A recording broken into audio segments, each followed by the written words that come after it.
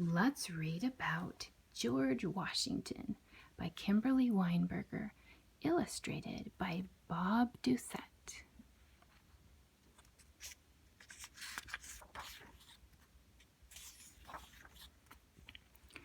George Washington was born in Virginia in 1732. At that time, Virginia was one of 13 colonies. The colonies belonged to the country of England. Young George grew up on a farm. He loved to ride horses and catch fish. George had many brothers and sisters. He looked up to his older brother, Lawrence. Lawrence was a soldier. He fought for England. George also wanted to be a soldier one day. George did not go to school. He was taught at home. George practiced his handwriting by copying rules of good manners into a book. At age 16, George went to live with Lawrence. Their farm was called Mount Vernon. George rode horses and hunted foxes. He danced at parties and practiced his good manners.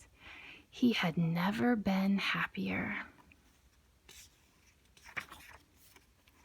At age 17, George had a very important job. He measured land using special tools. The land of America was still new. People needed to know where the rivers, forests, and mountains were. George did his job very well. He loved the land.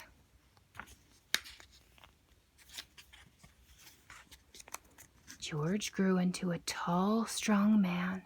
In 1753, he became a soldier.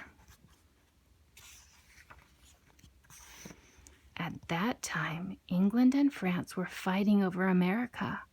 Both of these countries wanted to own this new land. George fought bravely for England. In the end, England won. Life as a soldier was very hard. George was happy when it was time to go home. But he did not go back alone. In 1759, George married Martha Custis.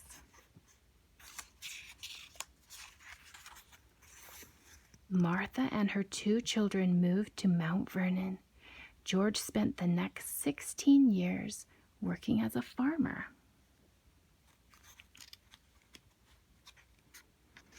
Then in 1775, George was called to war again.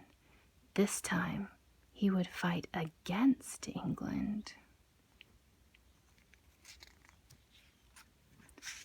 The 13 colonies of America wanted to be free. The people asked George Washington to lead them in the war against England. George did not think he was the right man for the job, but he knew he had to try. England was a very strong country. The war went on for many years. George and his soldiers were often cold, tired, and hungry, but they would not give up. With George as their leader, the colonies won their freedom in 1783. They called themselves the United States of America. Americans now had to vote for a person to lead their new country. The choice was easy.